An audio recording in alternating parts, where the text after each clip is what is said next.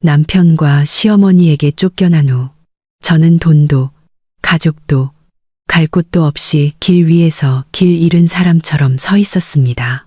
발걸음이 흔들리기 시작했을 때 고급스러운 검은색 세단 한 대가 제 바로 앞에 멈췄습니다. 깔끔한 정장을 입은 한 남자가 내렸습니다. 그의 얼굴은 진지했지만 정중했습니다. 실례합니다만 혹시 민지 씨 되십니까? 저는 망설이며 침을 삼켰습니다. 네, 제가 민지인데요. 누구시죠? 저에게 무슨 일로? 그 남자는 저를 똑바로 쳐다보았습니다. 김준표 회장님께서 찾으십니다. 저와 함께 가주시죠. 저는 미간을 찌푸렸습니다. 누구요? 저는 모르는 분인데요. 그는 짧게 숨을 내쉬었습니다. 당신의 아버님이십니다. 서울 최대 기업의 오너이시죠. 세상이 멈춘 것 같았습니다.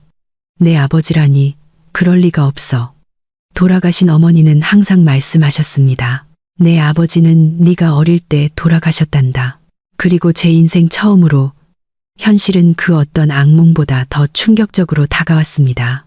이야기가 시작되기 전에 이 이야기를 시청하시는 친구분들이 어느 지역에서 오셨는지 댓글로 남겨주세요. 이 채널이 더욱 성장하여 더 흥미로운 이야기를 선보일 수 있도록 좋아요와 구독도 잊지 말아주세요. 그럼 바로 이야기를 시작하겠습니다. 집 문이 세게 닫히는 소리가 민지의 가슴에 메아리치는 듯 했습니다. 축축한 저녁바람이 그녀의 얼굴을 스쳤지만 아직 눈물로 축축한 뺨의 열기를 식히기에는 역부족이었습니다. 문 뒤에서는 남편 지훈의 목소리가 다시 터져 나왔습니다. 나가라고 했잖아. 그가 소리쳤습니다. 2번 말하게 하지 마. 민지는 얼어붙은 채 서 있었습니다. 손은 떨리고 몸은 텅 빈 것 같았습니다. 마치 모든 힘이 한 번에 숨결에 빠져나간 것 같았습니다. 그녀는 몸에 걸친 옷 외에는 아무것도 없었습니다. 가방도 돈도 아무것도. 심지어 그녀가 신고 있는 샌들은 집에서 가장 낡아 이미 버렸어야 할 것이었습니다. 지훈의 뒤에서 시어머니가 앞으로 나섰습니다. 그 여자의 시선은 그녀의 말보다 더 날카롭게 찔렀습니다. 여기가 호텔인 줄 알아. 마음대로 머물고 마음대로 빌부터 살게. 이제 네 남편이 네가 어떤 존재인지 깨달았으니 어쩔 거야. 그녀는 마치 야생동물을 쫓아내듯 손을 휘저었습니다. 나가. 여긴 네가 있을 곳이 아니야. 민지는 침을 삼키려고 했지만 목구멍은 모래로 가득 찬 듯 건조했습니다. 어머님, 저는 뭐가 아니야. 시어머니가 재빨리 말을 잘랐습니다. 뻔뻔한 거, 그래. 그건 분명하지. 지훈은 모든 것을 끝내고 싶다는 듯 거친 숨을 내쉬었습니다. 민지야, 나 피곤해. 오래전부터 말하고 싶었어. 넌 그냥 짐이야. 이런 식으로 사는 거 더는 못 참겠어. 짐. 그 단어는 민지를 강타했습니다. 수년 동안 그녀는 좋은 아내가 되기 위해 노력했고 시어머니의 날카로운 말을 참았으며 지훈의 태도 변화에 눈을 감았습니다. 그녀는 어머니가 돌아가신 후 지훈이 항상 자신을 지켜주겠다고 약속했던 것을 기억했습니다. 그 기억의 편린이 고통스러운 희미한 그림자처럼 스쳐 지나갔습니다. 내가 내 어머니를 대신해서 널 지켜줄게. 지훈의 약속은 예전에 우렁차고 따뜻했습니다. 이제 그 약속은 씁쓸한 농담처럼 들렸습니다. 민지는 옷끝을 움켜쥐며 약간의 인간적인 정을 구걸했습니다. 지훈 씨, 우리 잘 얘기할 수 있잖아요. 지훈은 오히려 냉소적으로 턱을 치켜들었습니다. 못 들었어. 나가라고 했잖아. 민지가 다시 말을 꺼내기도 전에 시어머니가 재빨리 다가와 그녀의 어깨를 밀었습니다. 세게 민 것은 아니었지만 민지를 뒤로 비틀거리게 하기에는 충분했습니다. 내 아들 더 창피하게 만들지 마. 그녀가 차갑게 말했습니다. 그냥 가. 아직 살아있잖아. 감사하게 생각해. 문이 바로 세게 닫혔습니다. 안에서 망설임 없이 열쇠가 돌아갔습니다. 그 기계적인 철컥 소리는 형벌이 집행되었음을 확정하는 망치 소리 같았습니다. 민지는 몇 초간 조용히 서 있었습니다. 정적, 멀리서 지나가는 차량 소리마저 자신의 심장 박동 소리에 묻히는 것 같았습니다. 그녀는 그 집을 다시 한번 바라보았습니다. 그녀가 돌보고 매일 청소하고 사랑이 있기를 바랐던 집. 이제 모든 것이 영혼 없는 건물처럼 낯설게 보였습니다. 그녀가 현관에서 발을 내디딜 때 숨이 떨렸습니다. 한 걸음, 두 걸음. 그러다 몸이 휘청거렸습니다. 그녀는 자신을 안정시키기 위해 울타리 앞에서 멈췄습니다. 그러나 다가온 것은 씁쓸한 현실뿐이었습니다. 그녀는 정말로 혼자였습니다. 민지는 걷기 시작했습니다.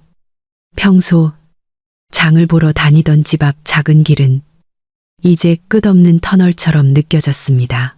다른 신발이 발바닥을 세게 눌렀고 바람은 머금은 비 냄새를 실어왔습니다. 어둠이 내리기 시작했습니다.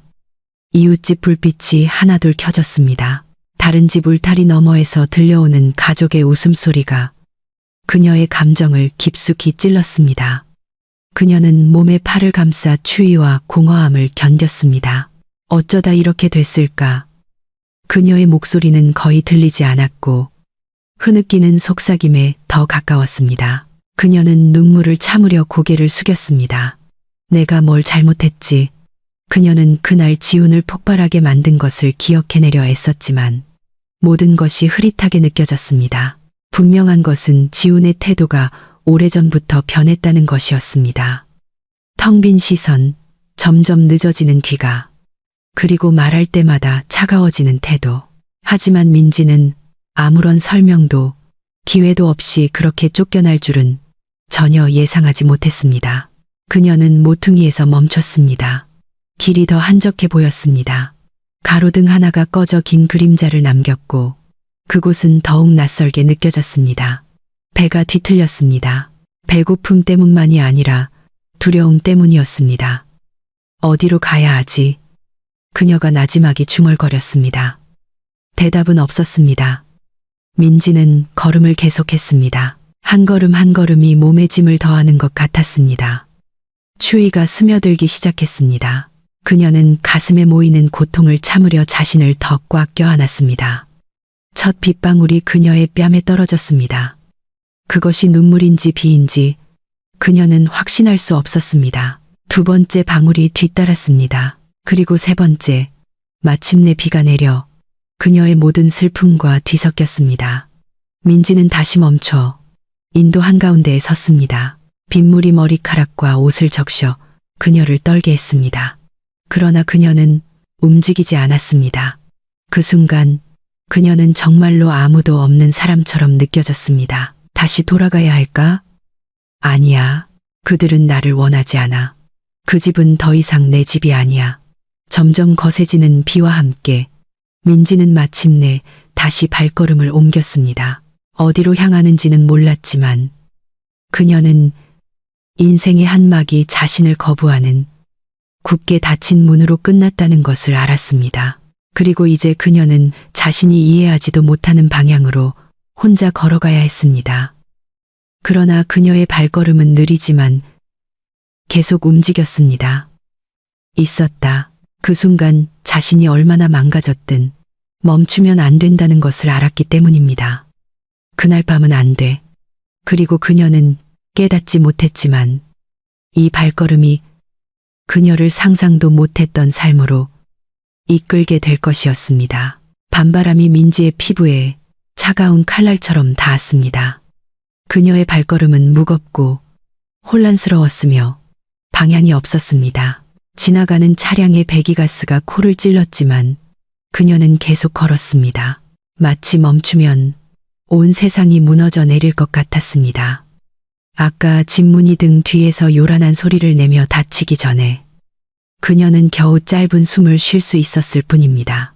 그 소리는 아직도 귓가에 맴돌았습니다. 돌아가면 안 돼. 애원해도 소용없을 거야. 그녀는 마음속으로 나지막이 중얼거렸습니다. 어머니가 자신을 쫓아낼 때 외면하던 지훈의 얼굴이 스쳐 지나갔습니다. 긴 인도는 끝이 없는 것 같았습니다.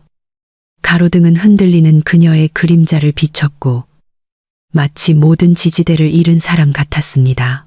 주변 거리는 그다지 붐비지 않았지만 그녀를 더욱 외롭게 만들 만큼은 활기가 있었습니다. 사람들은 부은 눈과 떨리는 걸음으로 걷는 여자에게 무관심하게 지나갔습니다. 그녀는 때때로 구겨진 소매를 잡고 자신을 진정시키려 했지만 가슴속의 뜨거움은 계속 타올랐습니다. 왜 이렇게까지? 그녀가 속삭였습니다. 그녀는 대답을 기대하지 않았고 단지 억눌린 탄식처럼 들리는 긴 숨을 내쉬었을 뿐입니다. 밤은 깊어갔습니다. 고급 세단들이 LED 라이트의 오만함을 뽐내며 간간히 지나갔습니다.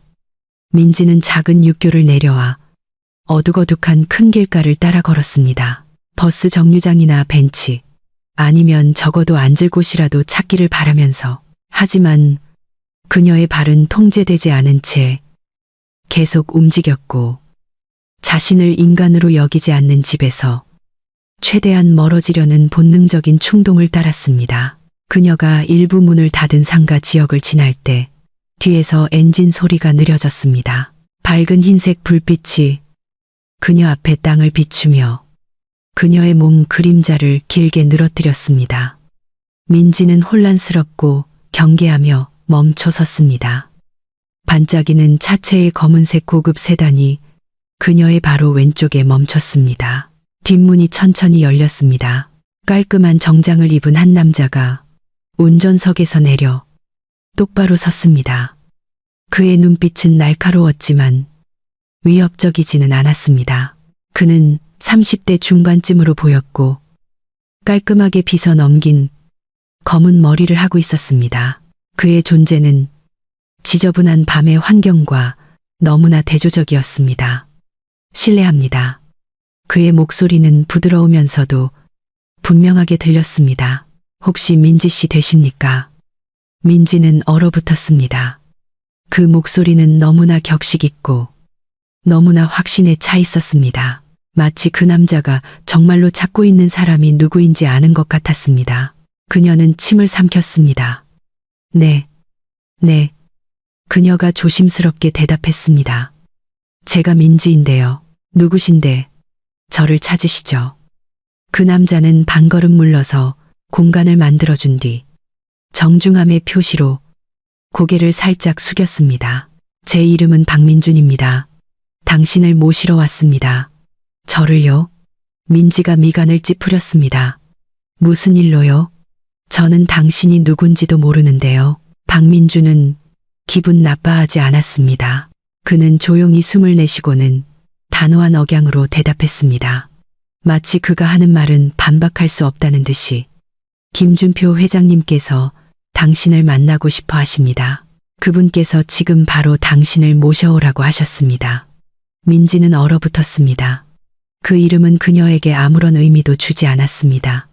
적어도 처음에는 김준표 회장님이요. 저는 모르는 분인데요. 그녀가 솔직하게 말했고 눈은 의심으로 가늘어졌습니다. 박민준이 그녀를 다시 쳐다보기 전에 짧은 정적이 흘렀습니다.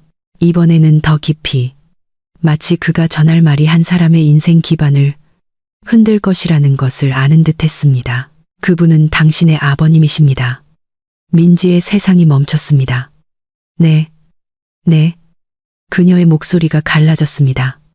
거의 들리지 않았습니다. 제 아버지는 그럴 리가 없어요. 제 아버지는 제가 어릴 때 돌아가셨어요. 어머니가 항상 그렇게 말씀하셨어요. 박민주는 천천히 고개를 저었습니다. 그분은 살아계시고 오랫동안 당신을 찾아오셨습니다. 그리고 서울에서 가장 큰 기업 중 하나의 오너이시기도 합니다. 그 말들은 그녀의 의식을 때리는 것 같았습니다. 숨이 막히고 몸이 휘청거렸습니다. 어두운 길은 갑자기 빙빙 도는 것 같았습니다. 아니에요. 사람을 잘못 찾으셨을 거예요. 그녀가 떨리는 목소리로 말했습니다. 저는 아무것도 아니에요. 잘못 찾은 것이 아닙니다. 박민준이 부드럽지만 확신에 차서 대답했습니다. 그분께서는 이 만남을 위해 모든 것을 준비하셨습니다. 그분은 당신을 기다리고 계시고 당신이 더 이상 상처받기를 원치 않으십니다. 박민준의 눈에는 단순한 임무 수행 이상의 것, 즉 이해심이 담겨 있었습니다. 마치 그가 현재 민지가 얼마나 연약한지 아는 것 같았습니다. 하지만 민지는 아무것도 결정하지 못한 채 그를 쳐다보기만 했습니다. 그녀는 어두운 길 쪽을, 그리고 문이 여전히 열려 있는 반짝이는 검은 차를 번갈아 보았습니다. 마치 그녀가 상상할 수 없는 다른 세계로 들어오라고 초대하는 것 같았습니다. 그녀의 마음은 요동쳤고 피로감과 불신, 그리고 느끼기 싫은 희미한 희망이 뒤섞였습니다. 그러나 몸이 떨릴 때 그녀는 두 가지 선택지밖에 없다는 것을 깨달았습니다. 방향 없이 계속 걷거나 갑자기 눈앞에 나타난 길을 따르거나 어쩌면 그녀의 평생의 답을 가져다 줄지도 모르는 길을. 그녀는 침을 삼키고 떨리는 숨을 들이쉬며 박민준을 바라보았습니다. 알겠습니다. 따라가죠. 그녀가 속삭였습니다. 박민준은 정중하게 손짓하며 문을 더 활짝 열었습니다. 민지는 천천히 안으로 들어갔고 밖의 추위와 대조되는 따뜻한 가죽 인테리어의 향기를 느꼈습니다. 그녀가 앉자 문이 부드럽게 닫혔고 차는 그 외로운 인도를 뒤로하고 천천히 움직이기 시작했습니다. 민지는 잠시 눈을 감았습니다.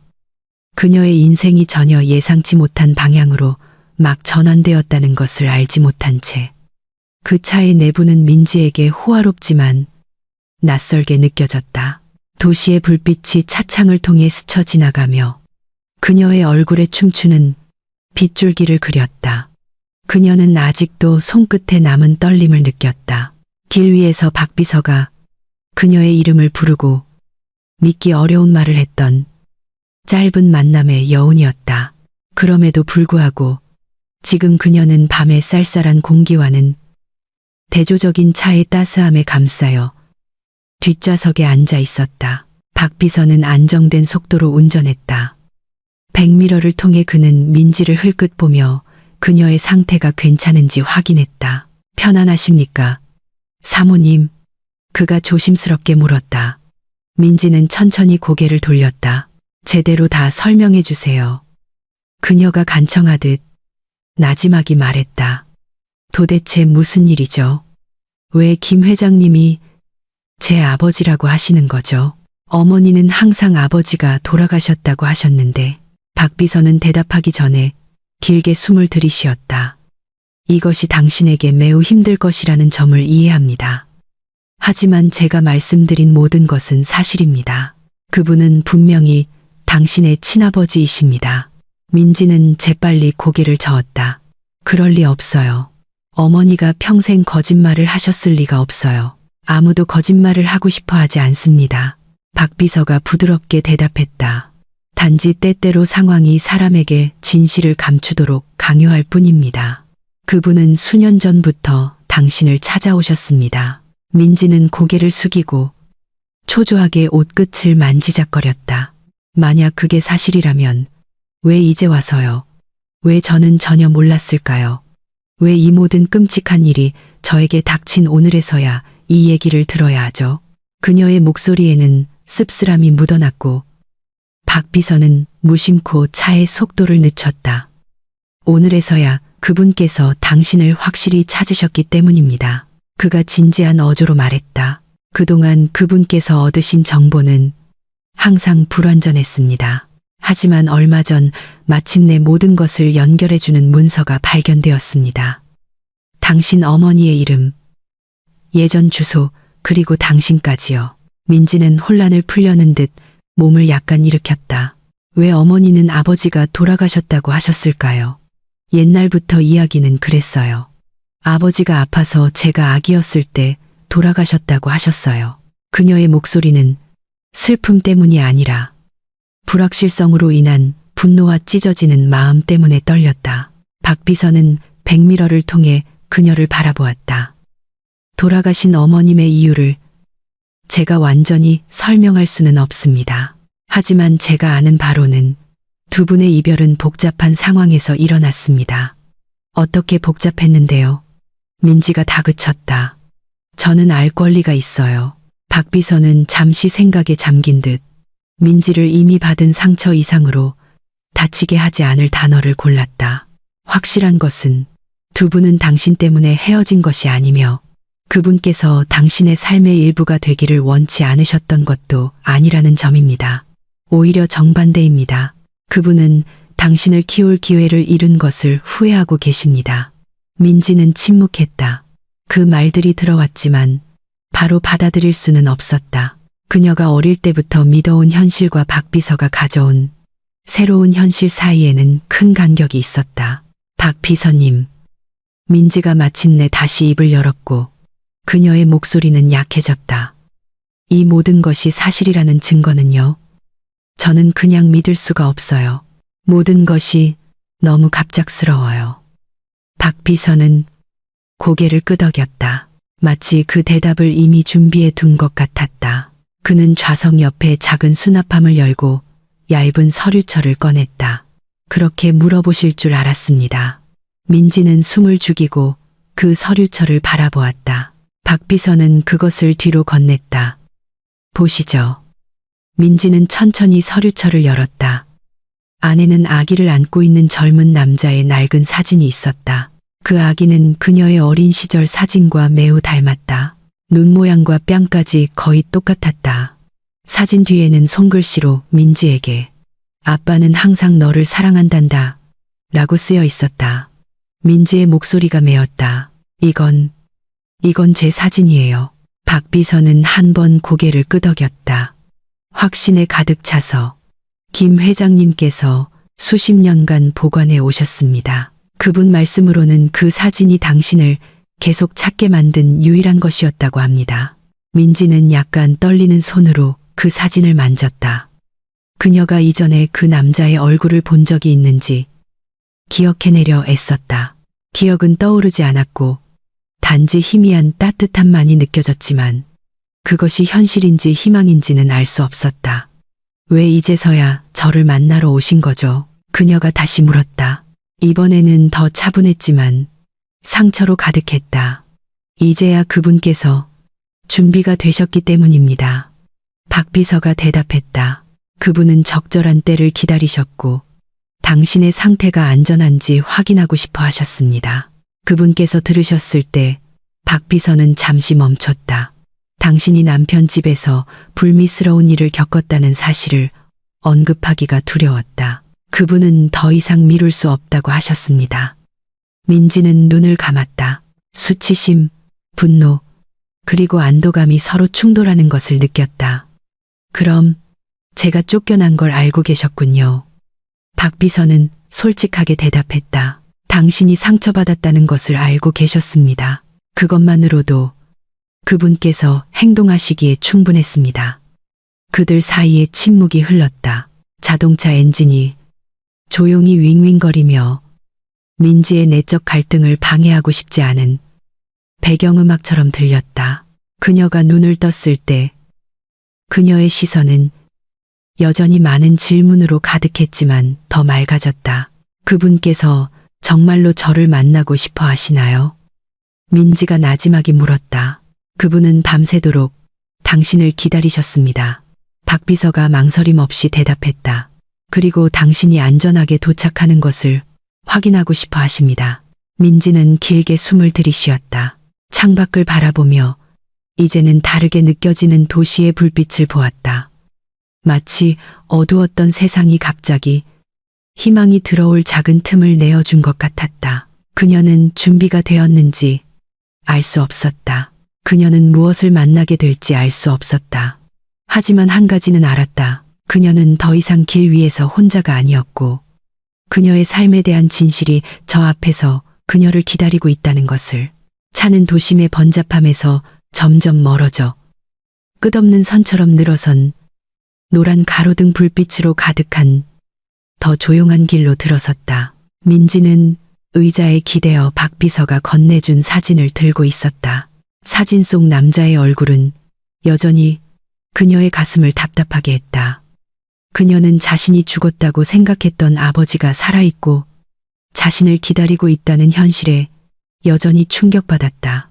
그러나 그 충격의 파도 속에서 무언가 따뜻한 것이 천천히 그녀의 생각의 안개를 뚫고 들어오는 것 같았다. 그녀 자신이 아직 감히 만져보지 못한 작은 희망이었다. 박 비서는 조용한 목소리로 침묵을 깼다. 이 여정은 조금 더 오래 걸릴 겁니다. 김 회장님의 저택 위치가 도심에서 꽤 됩니다. 민지는 잠시 창밖을 바라보며 고개를 끄덕였다. 괜찮아요. 그녀가 작은 목소리로 말했다. 저는 그냥 이 모든 것을 이해하려고 노력하는 중이에요. 박 비서는 이해하는 듯했다. 그렇게 느끼시는 건 당연합니다. 그렇게 큰 소식을 충격 없이 받아들일 수 있는 사람은 아무도 없습니다. 민지는 길게 숨을 들이쉬었다. 박 비서의 목소리는 가르치려 들지도 압박하지도 않고 단지 그녀의 마음이 감정의 격동으로 부서지지 않도록 공간을 내어주었다. 저는 그냥 두려워요. 그녀가 마침내 말했다. 너무 큰 기대를 할까봐 두렵고 모든 것을 오해할까봐 두려워요. 그 두려움은 인간적입니다. 박 비서가 대답했다. 그의 눈은 길에 고정되어 있었다. 하지만 약속드리건대 우리가 도착할 곳에서 거짓말을 발견하지는 못할 겁니다. 김 회장님, 그분은 진심으로 당신을 만나고 싶어 하십니다. 그 말에 민지의 마음이 떨렸다. 그녀는 다시 그 사진을 바라보았다. 사진 속 남자는 자랑스러운 표정으로 아기를 안고 있었다. 그녀가 자신을 사랑한다고 말했던 누구에게서도 거의 본 적 없는 표정이었다. 심지어 지훈도 그녀를 그렇게 바라본 적이 없었다. 지훈이 그녀를 쫓아냈던 모습이 머릿속에 잠시 스쳐 지나갔다. 남편의 차가운 시선, 시어머니의 가차없는 모욕적인 목소리, 그 기억은 여전히 아팠지만 이제는 예전만큼 날카롭게 찌르지는 않았다. 무언가 변했다. 박 비서님. 민지가 나지막이 말했다. 김 회장님께서 저에 대해 뭐라고 하셨나요? 제 말은 저를 찾으신 후에 지금의 제 모습에 대해 언급하신 적이 있나요? 박 비서는 대답하기 전에 잠시 생각하는 듯 했다.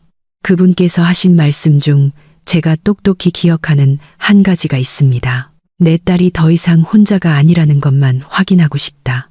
그것이 그분의 말씀이었습니다. 박 비서는 백미러를 통해 살짝 돌아보며 자신의 말이 전달되었는지 확인했다. 그분은 당신의 과거에 관심이 없으십니다. 그분은 당신의 미래에 집중하고 싶어 하십니다. 민지는 갑자기 밀려오는 감정을 참으려 손으로 입을 막았다. 그녀는 울지 않았지만 눈에 눈물이 고여 밖에서 들어오는 불빛을 흐리게 했다. 제가 그럴 자격이 있는지 모르겠어요. 그녀가 중얼거렸다. 모든 자식은 부모에게 사랑받을 자격이 있습니다. 박 비서가 차분하게 말했다. 당신을 포함해서요. 거의 보이지 않는 옅은 미소가 민지의 얼굴에 나타났다. 아마도 아주 오랜만에 나타난 미소일 것이다. 감사합니다. 그녀가 나지막이 말했다. 나중에 어떻게 행동해야 할지 모르겠어요. 아무것도 할 필요 없습니다. 박 비서가 안심시켰다. 당신은 그냥 당신 자신이 되면 됩니다. 그분은 이 만남을 위해 모든 것을 준비하셨습니다. 민지는 앞에 펼쳐진 길을 바라보았다. 어둡지만 어딘가 마음을 진정시키는 길이었다. 그분의 저택은 큰가요? 그녀가 긴장을 가벼운 질문으로 돌리려 물었다.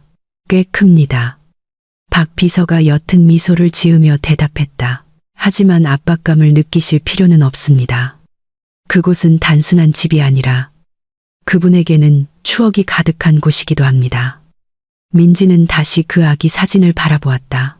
그녀가 알고 있던 과거와 그녀에게 숨겨졌던 과거. 그 두 과거가 가까워지며 곧 충돌할 준비를 하고 있는 것 같았다. 그분은 혼자 사시나요? 그녀가 물었다. 호기심이 서서히 자라나기 시작했다. 박 비서는 고개를 끄덕였다. 몇몇 직원들과 함께 사십니다. 직계 가족은 당신뿐입니다.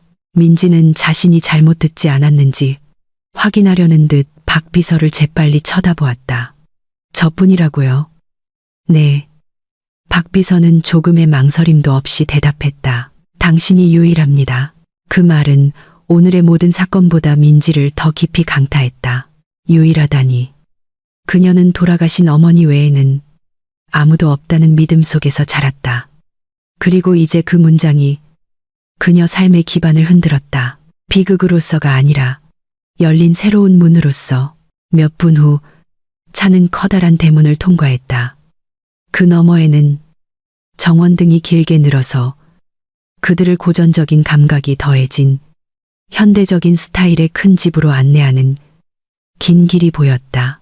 멀리서도 그곳은 과하지 않지만 분명히 권위와 부유함을 보여주는 우아함을 발산했다. 민지의 심장이 세차게 뛰었다.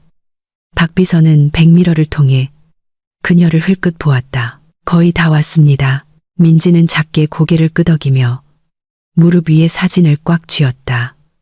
마치 그것이 그녀 삶의 폭풍 속에서 가진 유일한 그인 것처럼. 차는 잘 가꾸어진 넓은 마당으로 들어서며 속도를 늦췄다. 정문 바로 앞에 멈췄을 때 민지는 주변의 모든 공기가 변하는 것을 느꼈다. 마치 오랫동안 자신을 짓누르던 옛 세상이 사라지고 좋든 나쁘든 새로운 무언가가 그 문 뒤에서 기다리고 있는 것 같았다. 박비서는 천천히 차에 시동을 껐다. 준비되셨습니까? 그가 물었다. 부드럽고 이해심 많은 목소리였다. 민지는 길게 숨을 들이쉬고는 고개를 끄덕였다. 그녀는 차 문을 열었다. 인생 처음으로 민지는 상상도 못했던 삶으로 발을 내디뎠다. 민지는 그 큰 집에 들어서면서 가볍지만 떨리는 발걸음을 느꼈다. 따뜻한 나무 향기와 은은한 제스민차 향기가 뒤섞여 그녀를 맞이했고 감정이 뒤섞인 여정 끝에 약간의 위안을 주었다. 차 안에서 그녀는 자신의 삶이 변할 것이라고 마음속으로 되뇌었지만 그 변화의 형태가 어떨지는 아직 상상할 수 없었다. 분명한 것은 이 만남이 첫 번째 문이라는 것이었다. 박비서는 그녀 옆에서 걸으며 문이 살짝 열려있는 방으로 그녀를 따라오라는 정중한 신호를 보냈다. 크리스탈 샹들리에의 따뜻한 빛이 그곳에서 부드럽게 새어나왔다. 회장님께서 안에서 기다리고 계십니다. 박비서가 나지막이 말했다. 저는 밖에서 기다리겠습니다. 민지는 고개를 끄덕이고 길게 숨을 들이신 후 문을 만지고 천천히 밀었다. 방은 넓었지만 소박하게 꾸며져 있었다. 왼쪽 벽에는 큰 책장이 있었고 오른쪽 벽에는 나무 액자에 담긴 흑백 사진 몇 점이 걸려 있었으며 편안해 보이는 크림색 소파가 있었다. 그곳에 중년의 남자가 앉아 있었다. 그는 약간 피곤해 보였지만 몸은 꼿꼿했다. 그의 머리는 옆머리가 희끗희끗했지만 얼굴은 여전히 강인하고 위엄이 있었다. 민지가 들어서자 그 남자는 천천히 일어섰다. 마치 너무 빠른 움직임이 그 순간을 깨뜨릴까 두려워하는 듯 했다. 민지야. 그 목소리는 거의 믿을 수 없다는 듯 나지막했다. 민지는 침을 삼켰고 가슴이 안에서 쥐어짜는 듯 했다. 네, 그녀가 대답했다. 그녀의 목소리가 떨렸다. 제가 민지예요. 김준표 회장은 가까이 다가갔지만 그녀와 1미터 정도의 거리를 두고 멈췄다. 그는 눈물이 글썽이는 눈으로 민지를 바라보았다. 너무 오랫동안 억눌러온 상실감으로 가득 찬 눈이었다. 맙소사. 그가 속삭였다. 이렇게 컸구나. 민지는 입을 열었지만 말이 증발해 버린 것 같았다. 많은 질문, 많은 고통, 많은 혼란이 있었다. 하지만 나온 것은 작은 목소리뿐이었다. 어머니는 아버지가 돌아가셨다고 하셨어요. 그 남자는 잠시 눈을 감았다. 마치 그 문장이 그가 설명할 기회조차 없었던 수년간의 이야기를 후려치는 것 같았다. 내 어머니에게도 나름의 이유가 있었을 거라 안다. 그가 천천히 말했다. 그리고 나는 그녀를 탓하고 싶지 않아. 하지만 이것만은 들어다오. 민지야, 나는 너를 찾는 것을 멈춘 적이 없단다. 단 한 번도. 민지는 목구멍이 뜨거워지는 것을 느꼈고 눈물이 고였지만 울면 무너질까봐 참았다. 제가 정말 아버지의 딸이 맞나요? 그녀의 목소리가 떨렸다. 김 회장은 작게 미소 지었다. 그러나 그 미소는 감정의 떨림으로 깨졌다. 그는 주머니에 손을 넣어 작은 물건을 꺼냈다. 섬세한 조각이 새겨진 은색 로켓이었다. 그는 그것을 열어 민지가 차에서 본 것과 똑같은 아기 사진을 보여주었다. 그 사진은 젊은 여인의 초상화 옆에 붙어 있었다. 그녀의 어머니였다. 이걸 간직해왔단다. 김 회장이 말했다. 네가 태어난 첫날부터 이것이 내가 어디를 가든 가지고 다닌 유일한 것이었어. 민지는 그 로켓을 부서질까 두려운 듯 천천히 만졌다.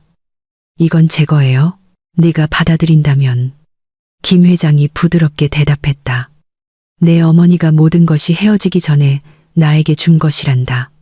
민지는 잠시 눈을 감았다. 어머니의 얼굴이 기억 속에 다시 떠올랐다. 따뜻하고 부드럽지만 항상 슬픈 시선 뒤에 비밀을 간직하고 있었다. 어머니가 설명 없이 오랫동안 자신을 바라보던 시간들이 이제는 더 이해가 되는 것 같았다. 왜 어머니는 한 번도 말씀하지 않으셨을까요? 그녀가 중얼거렸다. 김 회장은 무거운 숨을 길게 내쉬었다. 그때 나는 좋은 남편이 아니었기 때문이란다. 나는 야망을 맺느라 바빴어. 그리고 돈과 지위가 가족을 대신할 수 없다는 것을 깨달았을 때는 모든 것이 너무 늦었지. 내 어머니는 떠났고 그녀는 내가 너를 보게 허락하지 않았어. 민지는 눈을 떴다. 그래서 아버지는 제가 아버지 없이 자라도록 내버려 두셨군요. 김 회장의 시선이 순간 무너졌다. 아니, 그가 재빨리 대답했다. 나는 수년간 노력했지만 그녀는 모든 연락을 차단하고 여러 번 이사를 다녔어. 나는 낡은 서류, 행정 기록을 통해서만 찾을 수 있었고 모든 것이 불분명했지. 그러다 마침내 누군가가 오래된 동사무소 자료를 찾아내 네 이름과 대조해 주었어. 그때가 바로 그때라고 생각했지. 민지는 가슴이 씁쓸한 진실을 이해하는 슬픔과 자신이 정말로 버려진 것이 아니라는 것을 아는 따뜻함 사이에서 가득 차는 것을 느꼈다. 왜 이제 와서 저를 만나고 싶어 하셨나요? 그녀가 나지막이 물었다. 제가 다 큰 후에 모든 것이 이렇게 변한 후에 말이에요. 네가 어릴 때부터 만나고 싶지 않았을 거라고 생각하니? 김 회장이 갈라지는 목소리로 대답했다. 이건 시간의 문제가 아니야. 민지야. 이건 기회의 문제였고 내가 상처받았다는 소식을 들었을 때 나는 더 이상 가만히 있을 수 없었어. 다시 한번 늙고 싶지 않았단다. 민지는 고개를 숙였다. 저는 어떻게 행동해야 할지 모르겠어요. 김 회장은 반걸음 다가왔지만 여전히 공간을 두었다. 아무것도 할 필요 없어. 너는 그냥 너 자신이 되면 돼. 화를 내고 싶다면 나는 들을 준비가 되어 있어. 비난하고 싶다면 받아들일게. 준비가 안 됐다면 기다릴게. 하지만 내가 하고 싶은 것은 단 하나뿐이야. 그는 떨리는 손을 들어 내 딸을 안아주는 것. 민지의 눈물이 마침내 떨어졌다. 단순한 감동 때문만이 아니라 피로감, 고통, 그리고 수년간의 상실감이 갑자기 조금씩 누그러졌기 때문이었다. 그녀는 느린 걸음으로 앞으로 나아갔다. 김 회장은 팔을 벌렸고 민지는 몸을 기울여 한 번도 본 적 없지만 너무나 익숙하게 느껴지는 아버지의 품에 안겼다. 그 포옹은 따뜻했고 서두르지 않았으며 요구하지 않았다. 단지 그녀가 깨닫지 못한 채 평생 찾아 헤매던 포옹이었다. 아빠가 미안하다. 김 회장이 속삭였다. 그의 목소리가 갈라졌다. 모든 것에 대해서. 민지는 아버지의 재킷을 꽉 쥐고 흐느낌을 참았다. 제가 뭘 해야 할지 모르겠지만 아버지를 미워하지 않아요. 김 회장은 눈을 감았다. 감사했다. 그것만으로도 충분했다. 그리고 그녀가 집에서 쫓겨난 이후 처음으로 그녀를 파괴했던 세상이 평생 그녀를 기다려온 누군가와 함께 다시 세울 수 있는 무언가처럼 느껴지기 시작했다. 그 큰 문이 열리자 민지는 가슴이 조여드는 것을 느꼈다.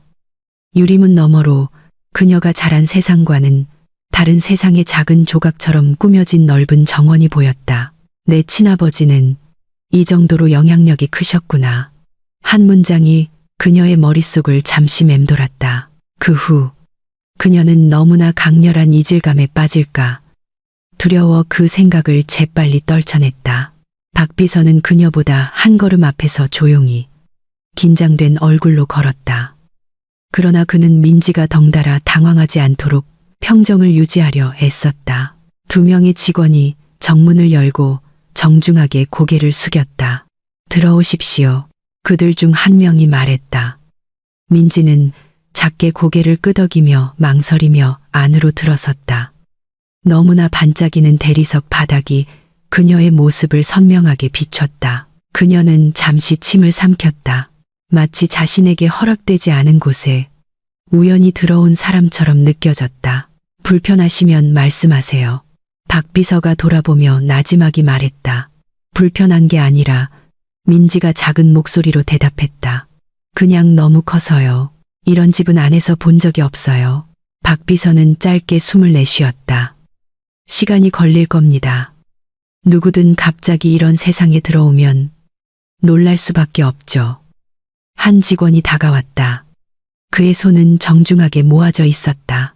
박비서님, 김 회장님께서 거실에서 기다리고 계십니다. 민지 아가씨를 위한 특별한 방을 준비하라고 하셨습니다. 민지는 약간 움찔했다. 나를 위한 방이라니. 네, 아가씨. 그분께서는 당신이 원할 때 언제든지 쉴 수 있기를 바라십니다. 박비서는 마치 진정하고 흐름에 맡겨요라고 말하는 듯 그녀를 쳐다보았다. 그러나 민지에게는 매 걸음이 새로운 미로로 들어가는 것 같았다.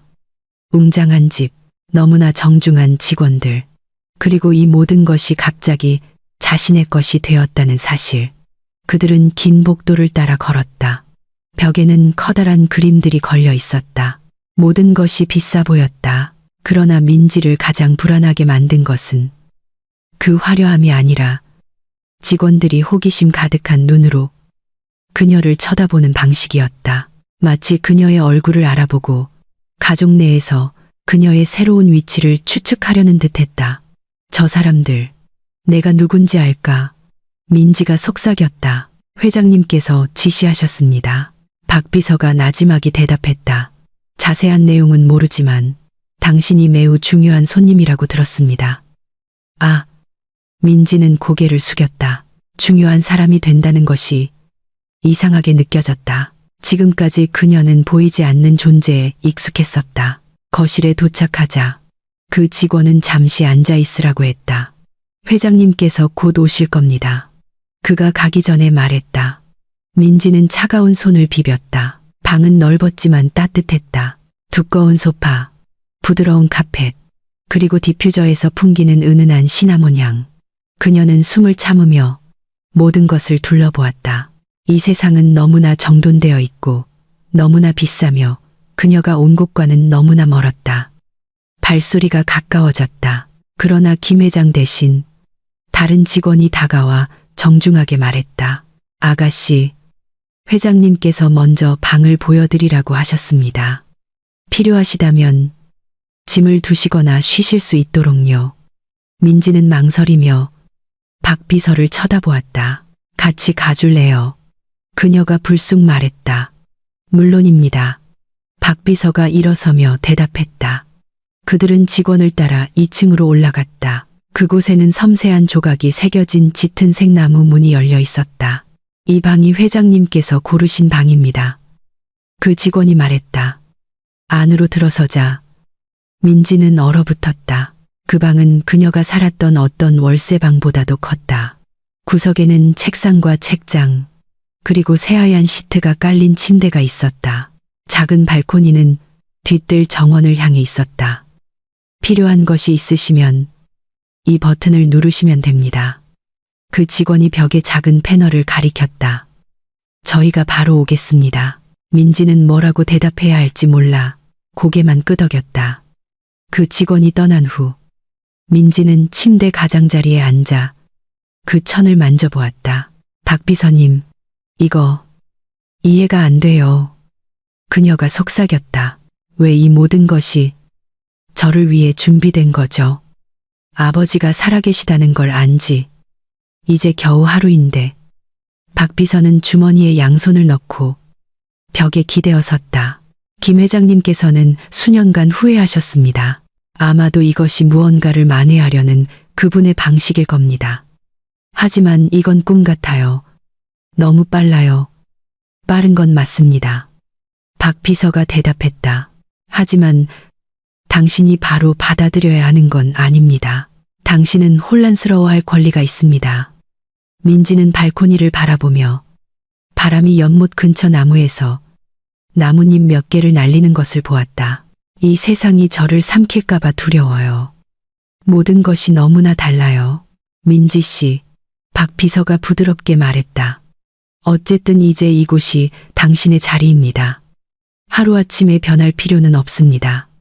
천천히 해나가면 됩니다. 그녀는 고개를 끄덕였다. 마음은 여전히 떨렸지만 예전에 단순했던 세상은 이제 규칙과 관심, 그리고 상상도 못했던 편의시설로 가득 찬 세상으로 바뀌었다.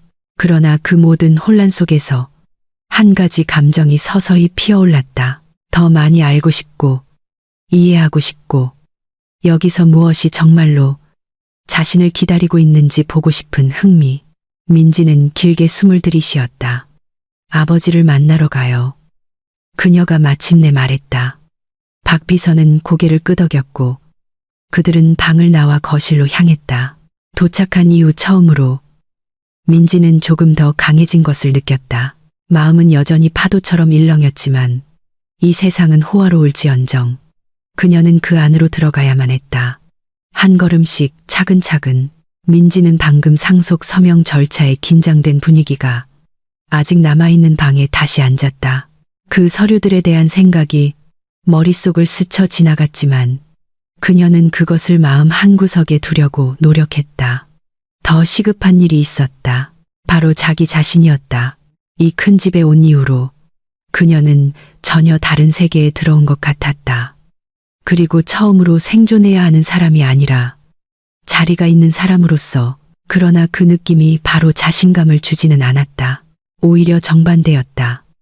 그녀는 자신이 너무나 자주 자신을 작게 만들고 단지 숨쉬는 것만으로도 너무 자주 사과했다는 것을 깨달았다.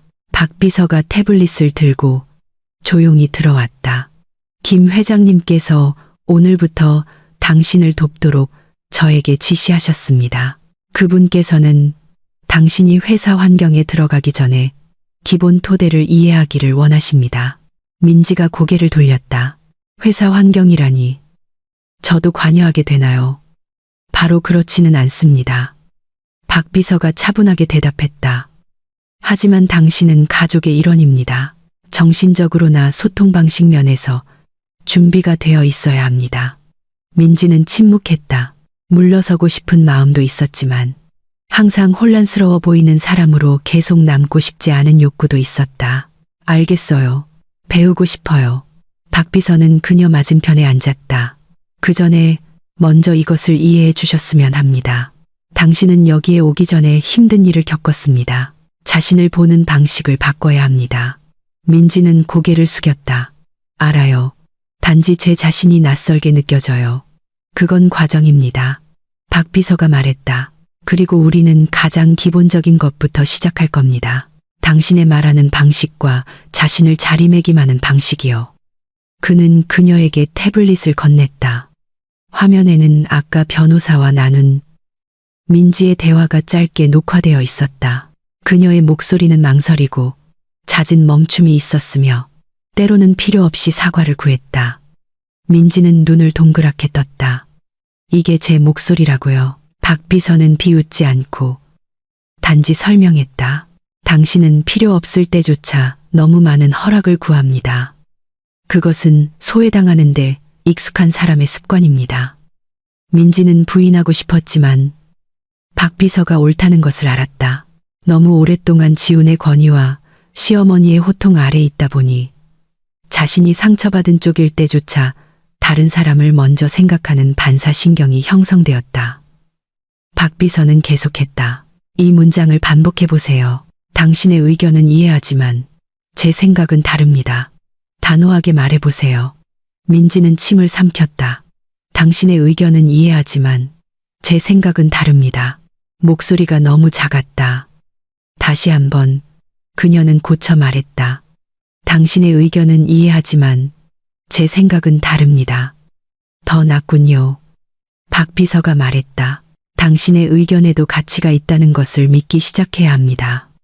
민지는 길게 숨을 들이쉬었다. 한 번도 그렇게 느껴본 적 없어요.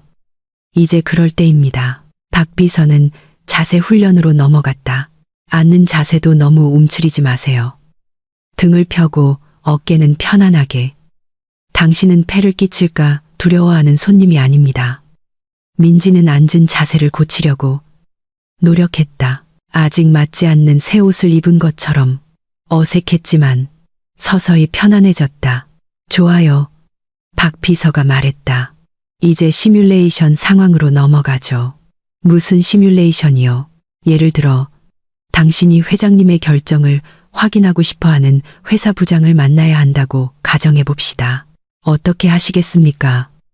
민지는 생각했다. 인사를 하고 그가 말하기를 기다릴 거예요. 그건 기본입니다. 하지만 당신은 그 이상이 필요합니다. 당신은 단순히 먼 친척이 아니라 구조의 일부라는 것을 보여줘야 합니다. 박 비서가 잠시 일어서서 다가왔다. 부장 역할을 하며 안녕하십니까? 김민지 이사님. 다음 주 가족회의에 참석 여부를 확인하고 싶습니다. 민지는 대답하려고 했다. 네, 알려주셔서 감사합니다. 너무 짧아요. 박 비서가 옅은 미소를 지으며 말했다. 균형을 맞춰야 합니다. 이렇게 해보세요. 네, 정보 감사합니다. 제가 준비할 수 있도록 회의 안건을 보내주세요. 민지는 그것을 반복했다. 그 문장은 더 간결하고 더 단호했으며 처음으로 자신이 그것을 말하는 것을 들었을 때 그녀는 조금 강해진 것을 느꼈다. 훈련은 계속되었다. 걷는 방식, 말투, 단어 선택, 자신을 낮추지 않고 압박에 대응하는 방법. 박 비서는 인내심을 갖고 지도하며 모든 작은 디테일을 수정해 주었다. 민지는 자신 안에 많은 것들이 지금까지 받은 나쁜 대우로 인해 변했고 그 모든 것이 다시 세워질 수 있다는 것을 전혀 깨닫지 못했다. 어느 순간 민지는 멈춰서 넓은 정원을 보여주는 큰 창문을 바라보았다. 솔직히 제가 이 집 사람들처럼 될 수 있을지 모르겠어요. 박 비서가 그녀 옆에 섰다. 그들처럼 될 필요는 없습니다. 당신은 더 이상 다른 사람에게 짓밟히지 않는 당신 자신이 되면 됩니다. 민지는 미소 짓고 싶었지만 감정이 너무 복잡했다. 그래서 변하고 싶지만 어려운 것 같아요. 변화는 빠를 필요는 없지만 일관되어야 합니다. 그녀는 자신의 손을 바라보았다. 아버지가 자랑스러워하셨으면 좋겠지만 저 자신도 자랑스러워하고 싶어요. 그렇게 될 겁니다. 박 비서가 대답했다. 그리고 당신은 오늘 그것을 시작하고 있습니다. 그날 그들은 몇 시간 동안 공부했다. 민지는 피곤했지만 무언가 그녀 안에서 채워지기 시작했다. 마치 텅 빈 공간이 서서히 새로운 형태를 얻는 것 같았다. 저녁 무렵 그녀가 자기 방으로 돌아왔을 때 그녀는 거울 앞에 섰다. 거울에 비친 여자는 같아 보였지만 또한 같지 않았다. 그녀의 서 있는 방식이 달랐다. 눈빛이 변했다. 서서히 태어나는 작은 확신이 있었다. 나는 할 수 있어. 그녀가 자신에게 속삭였다. 그리고 아주 오랜만에 그녀는 그 말을 믿었다. 그날 밤 박 비서와의 강도 높은 훈련과 거울 속 자신의 작은 변화를 본 후 민지는 처음으로 자신의 삶의 방향이 있다는 것을 느꼈다. 그 느낌은 그녀가 다시 침대 가장자리에 앉아 지친 몸을 쉬게 하려고 할 때까지 계속되었다. 그러나 그녀의 새로운 세상은 너무 오랫동안 평온을 허락하지 않았다. 그녀의 휴대폰이 조용히 진동했다. 민지는 화면을 보았다. 이름은 없고 모르는 번호뿐이었다. 그녀는 잠시 망설이다가 메시지를 열었다. 그렇게 도망칠 수 있을 거라고 생각했어. 그녀의 피가 순간 차가워졌다. 손이 약간 떨렸다. 그 메시지는 갑자기 그녀의 발목을 잡고 다시 끌어당기는 과거의 어두운 손길처럼 느껴졌다. 민지는 천천히 답장했다. 누구세요? 답장은 단 몇 초 만에 왔다. 모르는 척 하지 마. 넌 설명할 빚이 있어. 민지는 침을 삼켰다. 그녀는 잠시 화면을 끄고 숨을 참았다. 나쁜 생각들이 떠올랐다. 그녀가 예전 삶에서 만났던 얼굴들, 예전에 그녀를 작아지게 만들었던 목소리들, 그녀는 자신의 삶이 변했다는 것을, 적어도 변하기 시작했다는 것을 알았다. 하지만 그 메시지는 아직 굳어지지 않은 새로운 기반을 흔드는 것 같았다. 그녀는 일어서서 방 안을 서성였다. 아니야, 이 사람이 누구든 당황하면 안 돼. 그녀가 중얼거렸다. 그러나 그 목소리는 그녀를 완전히 안심시키지는 못했다. 휴대폰이 다시 진동했다. 우리 얘기 좀 해야겠어. 넌 거기서 평생 살 수 없어. 민지는 갑자기 상속 계약, 변호사와의 진지한 대화, 그리고 박 비서가 준 단호한 훈련들을 떠올렸다. 아니야. 그녀가 나지막이 말했다. 나는 예전의 민지가 아니야. 그녀는 답장을 입력했다. 메시지 그만 보내세요. 저는 당신을 모릅니다. 잠시 동안 조용했다. 진동도 알림도 없었다. 민지는 그것이 그냥 장난 메시지이기를 바라기 시작했다. 그때 알림 소리가 다시 들렸다. 그럼 내가 찾아가지. 민지는 얼어붙었다. 어디로 온다는 거지? 그녀는 두려워하며 생각했다. 이 집은 크고 직원들이 지키고 있어. 하지만 지훈 같은 남자도 별 노력 없이 그녀의 삶을 망가뜨릴 수 있었다. 하물며 그녀의 약했던 시절을 알았던 다른 사람이라면 어떨까? 그녀는 두 손으로 입을 막고 가빠지기 시작하는 숨을 참았다. 그녀는 마치 누군가 갑자기 나타날 것처럼 방문을 쳐다보았다. 방이 좁게 느껴졌다. 그녀는 마침내 이 집에서 유일하게 믿는 사람, 박 비서에게 연락하기로 결정했다. 하지만 당황한 것처럼 보이고 싶지 않았고, 다시 쉽게 무너지는 여자처럼 보이고 싶지 않았다. 그래서 그녀는 조심스럽게 입력했다. 박 비서님, 혹시 2층으로 잠시 와주실 수 있나요? 여쭤볼 게 있어서요. 박 비서는 빠르게 답장했다. 가는 중입니다. 민지는 기다리는 동안 자신을 껴안았다. 그녀는 숨을 고르려 애썼고 자신을 다시 작게 만드는 머릿속의 목소리들을 잠재우려 노력했다. 얼마 지나지 않아 문에서 조용한 노크 소리가 들렸다. 민지 씨, 박 비서의 목소리였다. 들어오세요. 그녀가 대답했다. 목소리가 약간 떨렸다. 박 비서는 들어와서 민지의 창백한 얼굴을 보았다. 무슨 일입니까? 민지는 말없이 휴대폰을 건넸다. 박 비서는 메시지들을 하나씩 읽었고 그의 얼굴은 심각해졌다. 언제부터 이 메시지가 왔습니까? 몇 분 전부터요. 박 비서는 그녀 근처 의자에 앉았다. 이게 누군지 아십니까? 민지는 고개를 저었다. 번호는 모르지만 글 쓰는 방식이 예전에 제가 아무도 없다는 걸 아는 사람 같아요. 박 비서는 그녀를 깊이 쳐다보았다. 다른 생각나는 이름은 없습니까? 증거 없이 누구도 언급하고 싶지 않아요. 오래된 두려움이 다시 찾아왔지만 그녀는 다시 무너지지 않으려고 자신을 다잡았다. 박 비서는 잠시 생각하다가 말했다. 이 사람이 정말로 나쁜 의도를 가졌다면 먼저 협박 메시지를 보내지 않았을 겁니다. 그는 단지 당신을 겁주려는 겁니다. 내가 여기 있다는 걸 안다면 그럴 리 없습니다. 우리는 당신의 위치를 누구에게도 말한 적이 없고 이 집에 대한 접근은 매우 제한적입니다. 일단 진정하세요. 민지는 침대 머리맡에 기댔다. 더 강해지려고 노력하고 있는데 이런 메시지를 받으면 과거로 돌아가는 것 같아요. 박 비서는 더 가까이 앉았다. 민지 씨, 변화가 하루아침에 과거를 사라지게 하지는 않습니다. 과거는 다시 문을 두드릴 겁니다. 중요한 것은 당신이 그 노크에 어떻게 응답하느냐입니다. 민지는 얼굴을 쓸어내렸다. 두렵지만 예전 같지는 않아요. 예전에는 무력해서 두려웠어요. 지금은 더 이상 방해받고 싶지 않아서 두려워요. 그건 발전입니다. 박 비서가 단호하게 말했다. 이제 당신은 약해서 두려워하는 것이 아니라 지킬 것이 있기 때문에 두려워하는 겁니다. 민지는 침묵했다. 그녀는 그런 관점에서 본 적이 없었다.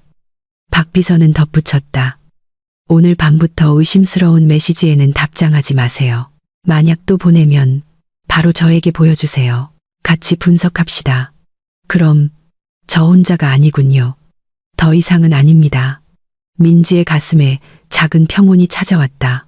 두려움을 완전히 없애지는 못했지만 숨을 더 안정적으로 쉴 수 있게 할 만큼은 되었다. 그녀는 손에 든 휴대폰을 바라보았다. 어두운 메시지는 여전히 화면에 있었지만 그 그림자는 아까만큼 크지 않았다. 만약 그 사람이 정말로 온다면 민지가 나지막이 말했다. 저는 더 이상 도망치지 않을 거예요. 박 비서는 옅은 미소를 지었다. 그게 바로 새로운 민지 씨입니다. 민지는 얼굴을 들었다. 긴장과 오래된 상처가 있었지만 이전에는 결코 가져본 적 없는 새로운 불꽃도 있었다. 과거가 문을 두드릴지도 모르지만 그녀는 더 이상 고개 숙인 채 문을 열지 않을 것이다. 이번에는 그녀가 설 것이다. 지우는 이제 예전보다 훨씬 좁고 초라해 보이는 작은 월세방. 거실에 혼자 앉아 있었다. 예전에 그는 민지를 쫓아내는 것이 자신이 내린 가장 용감한 결정이라고 생각했다. 그 당시 그의 생각으로는 그 결정이 자신의 삶을 부담 없이 더 가볍게 만들어줄 것이라고 믿었다. 그러나 이제 몇 주가 지났고 그 생각은 오히려 그를 계속 따라다니는 숨막히는 그림자가 되었다. 그러지 말았어야 했는데 한 문장이 초대 없이 자주 떠올랐다. 그는 어질러진 방을 바라보았다. 빨래가 쌓여 있고 책상은 중요하지 않은 서류들로 가득했으며 소파는 옆구리가 찢어지기 시작했다. 예전에 모든 것을 정리해주던 부드러운 손길은 없었다. 식사를 챙겨주거나 피곤하지 않은지 물어봐 주던 목소리도 없었다. 고요함은 이제 너무나 친숙한 친구가 되었다. 직장 일도 그가 기대했던 대로 풀리지 않았다. 민지가 떠난 후 지우는 집중하기 어려웠다. 사무실에서 그는 보고서가 제때 끝나지 않아 여러 번 꾸중을 들었다. 동료들은 그를 다른 눈으로 보기 시작했다. 동정심과 동시에 평가가 담긴 시선이었다. 무슨 일 있어? 지훈 씨, 그들 중 몇몇이 물었다. 지훈은 단지 짧게 대답했다. 요즘 생각이 많아서요. 그러나 그가 말하지 않은 것은 그의 생각이 공허함으로 가득 차 있다는 것이었다. 그날 그는 다시 상사의 방으로 불려갔다. 지훈 씨, 이건 너무 심하잖아. 부장이 말했다. 자네가 맡은 프로젝트가 3번이나 늦어졌어. 클라이언트가 불평하고 있어. 휴가가 필요한가? 아니면 해결해야 할 개인적인 문제가 있는 건가? 지우는 미소를 지으려 애썼다. 제가 바로잡겠습니다. 부장님, 시간을 좀 주세요. 시간은 이미 다 썼어. 부장이 화내지 않는 목소리로 대답했다. 단지 피로감이 묻어났다. 이번 주 안에 이걸 끝내지 않으면 다른 결과를 고려해야 할 거야. 지우는 무거운 발걸음으로 그 방을 나왔다. 예전에 실패했을 때 민지는 항상 그를 격려해 주었다. 지금 그는 아무도 없었다. 그리고 자신을 진정시키려 할수록 그는 자신이 얼마나 심하게 학대한 사람에게 의존했는지 더욱 깨달았다. 그가 집에 돌아왔을 때 집은 평소보다 더 춥게 느껴졌다. 그는 서류 가방을 내려놓고 냉장고를 열었지만 내용물이 거의 비어 있는 것을 발견했다. 그는 장 보는 것을 잊었고 많은 것을 잊었다. 그의 삶은 어디서부터 풀어야 할지 모르는 엉킨 실타래 같았다. 텔레비전이 저절로 켜져 그가 신경 쓰지 않는 뉴스가 흘러나왔다. 그러나 그의 눈은 우연히 들은 경제 뉴스에 고정되었다. 그가 일하는 회사가 큰 수익 감소에 직면해 있으며 일부 직원이 정리해고될 것이라는 내용이었다. 지우는 침을 삼켰다. 자신이 그중 하나가 될 것이라고는 상상할 수 없었다. 그는 다시 소파에 앉았다. 긴장, 두려움, 그리고 후회가 뒤섞여 가슴을 옥죄는 실이 되었다. 그는 편두통을 쫓아내려 관자놀이를 마사지했지만 소용없었다. 그의 마음이 혼란스러울 때 휴대폰이 울렸다. 어머니로부터 온 메시지였다. 지훈아, 언제 오니? 엄마 이번 달 생활비가 필요해. 지훈은 짧은 답장을 입력했다. 나중에 보내드릴게요. 그러나 그는 바로 보내지 않았다. 통장 잔고가 거의 바닥났다는 것을 알았기 때문이었다. 그는 몇 가지 청구서를 내는 것을 잊었고 예전에 민지가 자주 관리해주던 재정을 정리하는 것을 잊었다. 이제 그는 모든 것을 혼자 해야 했고 익숙하지 않았다. 그는 마침내 그 메시지를 보내고 은행 앱을 열었다. 그가 본 숫자는 그를 눈을 감게 만들었다. 미쳤군. 이렇게까지 되다니. 그가 중얼거렸다. 그는 숨을 참았다. 남은 돈을 어떻게 관리할지 생각했다. 그러나 그것을 생각하는 것만으로도 머리가 아팠다. 지우는 오랫동안 침묵했다. 그리고 무심코 그는 다시 민지를 생각했다. 그가 상처 준 사람으로서가 아니라 예전에 그의 삶을 균형 잡히게 해준 사람으로서. 예전에 그는 그녀의 역할이 얼마나 큰지 결코 인정하지 않았고 자신이 강하고 누구도 필요하지 않다고 믿게 내버려 두었다. 이제 현실은 그 반대를 증명했다. 그가 공상에서 깨어났을 때 휴대폰이 다시 울렸다. 이번에는 사무실에서 온 알림이었다. 내일 아침 긴급 회의. 지우는 길게 한숨을 쉬며 상황에 더욱 압박감을 느꼈다. 밤은 깊어갔다. 그는 불을 끄고 누웠지만 눈은 감기지 않았다. 그가 민지를 쫓아낼 때의 모습이 다시 머릿속에 떠올랐다. 그녀의 담담한 목소리, 상처받은 얼굴, 집을 나서는 무거운 발걸음. 그 모든 것이 쉽게 사라지지 않는 흉터처럼 남아 있었다. 지우는 왼쪽으로, 오른쪽으로 뒤척였지만 불안감은 계속 그를 괴롭혔다. 밖에서는 비가 세차게 내리기 시작했다. 그 소리는 지붕에 울려 퍼졌고 이상하게도 집을 더욱 텅 비게 만들었다. 마치 바깥 세상이 그가 있는 공간보다 더 살아있는 것 같았다. 그는 마침내 다시 앉았다. 머리카락을 움켜쥐었다. 내가 무슨 짓을 한 거지? 그가 거의 들리지 않는 목소리로 속삭였다. 아무도 대답하지 않았다. 왜냐하면 그 집에는 그에게 대답해 줄 사람이 아무도 없었기 때문이다. 그가 가진 모든 것이 서서히 무너져 내리고 있었다.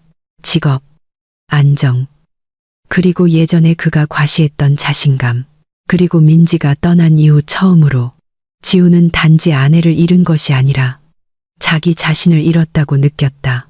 민지는 한성그룹의 최신 사회공헌 프로그램 발표회가 시작될 큰 무대 뒤에 서 있었다.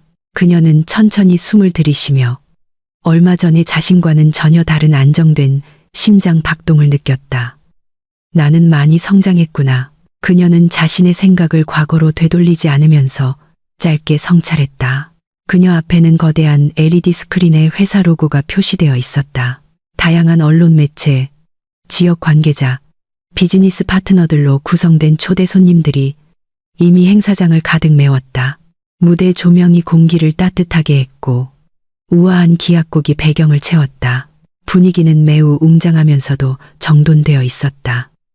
마치 온 행사장이 민지를 중심으로 맞추어진 것 같았다. 박 비서가 그녀 옆에 서서 행사 일정을 확인했다. 김 회장님의 환영사 후에 당신 차례입니다. 소개 연설을 하시게 될 겁니다. 그가 나지막하지만 확신에 찬 목소리로 말했다. 민지는 고개를 끄덕였다. 준비됐어요. 박 비서는 그녀를 몇 초간 바라보았다. 마치 예전에 부은 눈과 떨리는 몸으로 왔던 여자가 같은 사람인지 확인하려는 듯했다. 그러나 민지의 말하는 방식에 담긴 성숙함과 단호함은 이제 그 의심을 사라지게 했다. 잘해낼 겁니다. 그가 안심시키며 말했다. 차례를 기다리는 동안 민지는 무대 커튼 뒤에서 군중을 바라보았다. 그녀는 기자들이 카메라를 준비하는 것을 보았다. 패션 인플루언서들이 열정적으로 대화하고 있었고 여러 유명 기업가들이 앞줄에 앉아 있었다. 그 얼굴들은 높은 기대를 품고 무대를 지켜보고 있었다. 그리고 오늘 그들은 자신도 모르는 사이에 예전에 많은 사람들에게 작고 하찮게 여겨졌던 한 여인이 한성그룹의 상속녀로서 그들 앞에 서게 될 것이라는 사실을 알지 못했다. 얼마 지나지 않아 사회자가 김 회장의 이름을 불러 환영사를 부탁했다. 중년의 그 남자를 환영하는 우렁찬 박수갈채가 쏟아졌다.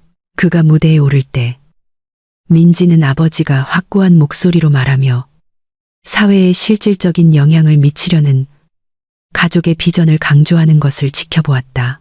우리는 다음 세대가 진실성, 공감, 그리고 단호함으로 이끌어야 한다고 믿습니다. 김 회장이 연설에서 말했다. 그리고 오늘 저는 이 위대한 여정의 새로운 얼굴이 될 사람을 자랑스럽게 소개하고자 합니다. 민지는 자신의 이름이 불리는 것을 들었다. 그녀가 걸어 나올 때 무대 조명이 갑자기 더 밝게 느껴졌다.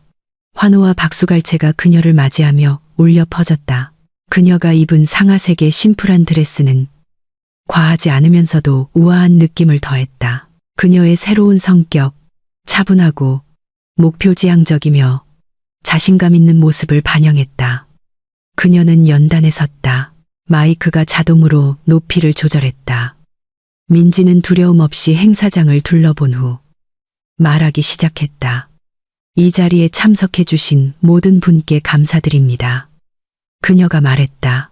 그녀의 목소리는 안정적이었고 조금의 떨림도 없었다. 저는 여기에 한성 가족의 일원으로서만이 아니라 실질적인 변화를 가져오고 싶은 사람으로서 섰습니다. 바깥 세상은 오늘 저를 처음 알게 될지도 모르지만 이 자리에 오기까지의 제 여정은 용기, 겸손, 그리고 두 번째 기회에 대한 교훈으로 가득했습니다. 몇몇 기자들은 빠르게 타이핑하는데 집중하는 것처럼 보였다. 카메라가 민지의 모든 표정을 찍었다. 저희가 시작하는 이 프로그램은 그녀가 계속했다. 단순한 회사 프로젝트가 아닙니다. 이것은 도움이 필요한 사회의 기회를 열어주기 위한 우리의 약속입니다.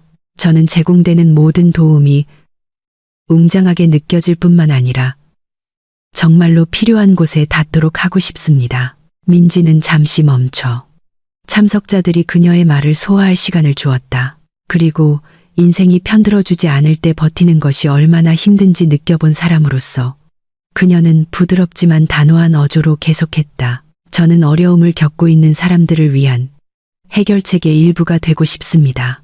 조용한 박수가 들리기 시작했고 점점 더 커졌다. 연설이 끝난 후 민지는 작게 경의를 표하고 연단에서 물러났다. 손님들은 기립박수를 보냈다. 무대 조명이 어두워지는 동안 몇몇 직원들이 그녀에게 인터뷰 구역으로 가라는 신호를 보냈다. 하지만 그녀가 그곳으로 가기 전에 김 회장이 그녀의 어깨를 만졌다. 너는 아버지를 포함한 누구의 기대도 뛰어넘었구나. 그가 감추기 어려운 자랑스러운 목소리로 말했다. 민지는 부드럽게 미소 지었다. 감사합니다. 저는 단지 옳은 일을 하고 싶었을 뿐이에요. 그들은 미디어 구역으로 걸어갔다. 다양한 TV 방송국과 디지털 미디어의 마이크가 민지의 얼굴로 향했다. 김민지 이사님, 한성그룹의 상속녀로 공식적으로 소개된 소감은 어떠신가요? 첫 번째로 하고 싶은 일은 무엇인가요? 대중의 시선을 감당할 준비가 되셨나요? 질문이 쉴 새 없이 쏟아졌다. 민지는 차분하고 명확하며 서두르지 않고 모든 질문에 대답했다. 예전처럼 위축되는 느낌은 없었다. 그녀는 자신이 무엇을 전달하고 싶은지 그리고 어떻게 전달해야 하는지 알았다. 인터뷰 세션이 끝난 후 민지는 몇몇 VIP 초대 손님들이 기다리는 라운지로 걸어갔다. 그곳에서 그녀는 인상적인 첫 등장을 칭찬하는 미소와 찬사로 환영받았다. 한올로 기업가가 민지와 악수하며 말했다. 저는 이런 발표회에 자주 참석하지만 당신처럼 현명하게 말하는 젊은이는 드물게 봅니다. 민지는 정중하게 대답했다. 저는 아직 배울 것이 많습니다, 회장님. 하지만 최선의 기여를 할 수 있기를 바랍니다. 그 방의 분위기는 감탄과 흥미로 가득했다. 대중은 이제 민지를 고통스러운 과거에서 온 여인이 아니라 앞에 큰 미래를 둔 새로운 인물로 보았다. 행사가 서서히 끝을 향해 갈 때 민지는 건물 밖 발코니에 섰다. 부드러운 밤바람이 그녀의 피부에 닿았다. 그녀가 서 있는 곳에서 도시의 불빛은 잡아야 할 수천 개의 기회처럼 반짝였다. 그녀의 인생이 바뀐 이후 처음으로 민지는 세상을 마주할 준비가 되었다고 진심으로 느꼈다. 머리를 꼿꼿이 세우고 굳건한 마음으로 그녀는 다음 단계들이 더 이상 버티는 것이 아니라 이끄는 것이라는 것을 알았다. 민지는 과거의 희생자가 아니라 강한 여성으로서 돌아왔다. 지우는 이제 그의 삶이 안정적이었을 때보다 훨씬 좁고 초라해 보이는 월세방 거실에 앉아 있었다. 방구석의 텔레비전은 한성그룹의 사회공헌 프로그램 발표회 생방송을 틀어놓고 있었다. 그는 이미 식어버린 커피잔을 들고 있었지만 마시지는 않았다. 그의 시선은 텅 비어 있었고 생각은 다른 곳을 헤매고 있었다. 그러다 사회자가 한 이름을 불렀다. 그리고 바로 이분이 한성그룹의 상속녀로 막 소개된 분입니다. 김민지 이사님. 지훈의 손에서 잔이 거의 떨어질 뻔했다. 심장이 잠시 캤는 것 같았다. 그는 눈도 깜빡이지 않고 텔레비전 화면을 응시했다. 그곳에는 민지가 소박한 흰색 드레스를 입고 우아하게 서 있었다. 그녀의 얼굴은 평온했고 말하는 방식은 확고했다. 너무나 달랐지만 그가 알아보지 못할 리 없었다. 저건 민지잖아. 그가 믿을 수 없다는 듯 속삭였다. 바로 그때 집문이 열렸다. 그의 어머니가 집 근처 가게에서 사온 작은 비닐봉지를 들고 들어왔다. 지훈아, TV 소리가 왜 이렇게 커? 뭘 보는 거야? 그녀의 말은 같은 화면을 보자마자 끊겼다. 그녀의 얼굴이 굳었다. 비닐봉지가 떨어졌고 양파와 몇몇 양념 봉지가 바닥에 흩어졌다. 그러나 시어머니는 마치 그것을 알아차리지 못한 듯했다. 세상에. 그녀의 목소리는 거의 질식할 듯한 속삭임처럼 나지막하게 나왔다. 저건 민지잖아. 지우는 대답하지 않았다. 그는 심지어 말할 능력조차 잃은 것 같았다. 시어머니는 텔레비전으로 다가가 거의 화면에 얼굴을 붙일 뻔했다. 정말로 민지야. 저 서 있는 것 좀 봐. 말하는 것 좀 봐. 맙소사. 그녀는 두 손으로 입을 막았다. 충격이 온몸을 흔들었다. 텔레비전에서 민지는 기자의 질문에 답하고 있었다. 그녀는 자신감 있고 정중해 보였으며 모든 문장은 지훈이 전에 본 적 없는 단호함으로 흘러나왔다. 민지의 목소리가 선명하게 들렸다. 저는 이 프로그램이 인생에서 어려움을 겪고 있는 분들에게 도움이 되기를 바랍니다. 왜냐하면 저는 가장 낮은 지점에 서 있는 기분이 어떤지 알기 때문입니다. 지우는 무언가 가슴을 찌르는 것을 느꼈다. 그 문장은 비록 그를 향한 것은 아니었지만 매우 세게 뺨을 맞는 것 같았다. 그는 매일 밤 자신을 괴롭히던 후회의 한 문장을 바로 떠올렸다. 그가 민지를 무자비하게 한 번의 기회도 주지 않고 쫓아냈던 것에 대한 후회였다. 그 여인은 한때 그를 충실히 따랐었다. 시어머니는 떨리는 목소리로 말하기 시작했다. 지훈아, 너도 봤지? 네가 쫓아낸 그 여자가 지금 저기서 한성그룹 상속녀로 서 있잖아. 그녀는 아들을 눈을 크게 뜨고 바라보았다. 믿을 수 없다는 듯이. 지우는 침을 삼켰다. 그의 목소리가 더듬거렸다. 나는 전혀 몰랐어. 걔가 부잣집 딸인 줄은. 그게 문제가 아니잖아. 시어머니가 날카롭게 쏘아붙였다. 그녀의 감정이 폭발했다. 걔는 착했어. 인내심도 많았고 우리 가족한테 순종했잖아. 넌 걔가 아무것도 없을 때 쫓아냈어. 그런데 걔는 항상 너희를 위해 노력했잖아. 이제 봐, 아들아. 봐. 지우는 머리카락을 쥐어짰다. 좌절감에. 그만해요. 엄마, 내가 잘못한 거 알아요. 이제야 안다고. 시어머니는 계속 말했다. 그동안 쌓인 감정 때문에 목소리가 높아졌다. 엄마가 몇 번이나 말했잖아. 걔는 착한 여자라고. 넌 걔를 쓰레기처럼 대했어. 지금 걔는 큰 무대 위에 서 있어. 그리고 너는, 시어머니는 그 작은 방 주위를 가리켰다. 너는 내 탐욕 때문에 이 좁은 월세방에 갇혀 있잖아. 지우는 소파에 몸을 던졌다. 얼굴을 두 손으로 가렸다. 모든 게 이렇게 될 줄은 몰랐어요. 엄마, 나는 걔가 그냥. 그는 말을 잇지 못했다.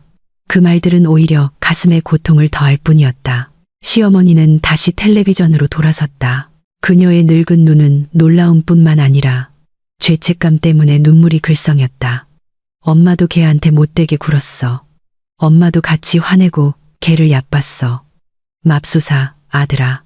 그 여자는 지금 아주 강하게 서 있고 우리는, 예전에 더 높다고 느꼈던 우리는 우리가 생각했던 것보다 훨씬 작았구나. 화면 속 민지는 언론을 향해 작게 미소 짓고 무대를 떠나는 것처럼 보였다.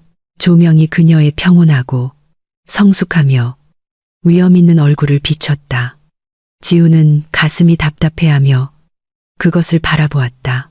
그는 무엇과도 비교할 수 없는 상실감을 느꼈다. 자신의 행동 때문에 파괴된 것에 대한 상실감. 한때 그를 진심으로 사랑했지만 그가 배신과 추방으로 갚아준 한 여인에 대한 상실감. 엄마, 지훈이 마침내 작은 목소리로 다시 말했다. 걔가 아직 나를 용서해 줄까? 시어머니는 매우 날카로운 시선으로 돌아보았다. 지훈아, 저렇게 높이 선 여자, 저렇게 멀리 변해버린 여자, 걔는 말이야, 아들아, 더 이상 내 인생의 일부가 아니야. 그 말은 마치 망치로 지훈의 가슴을 내리치는 것 같았다. 시어머니의 목소리에는 분노가 없었다. 남은 것은 반박할 수 없는 씁쓸한 현실뿐이었다. 시어머니는 천천히 의자에 앉았다. 그녀의 몸은 충격으로 떨렸다. 그녀는 가슴을 부여잡고 속삭였다. 민지야, 너 정말 대단하구나. 지훈은 이제 민지의 연설을 다시 보여주는 텔레비전을 바라보았다. 그의 시야는 화면이 흐려서가 아니라 더 이상 참을 수 없는 눈물 때문에 흐려졌다. 처음으로 지훈은 자신의 인생 최악의 결정에 대해 얼마나 큰 대가를 치러야 하는지 진정으로 깨달았다. 그리고 민지에게는 그녀는 이제 자신을 상처 입혔던 과거가 더 이상 닿을 수 없는 곳에 있었다. 민지는 방금 한성그룹 본사 건물 유리 회의실에서 내부팀과 짧은 회의를 마쳤다.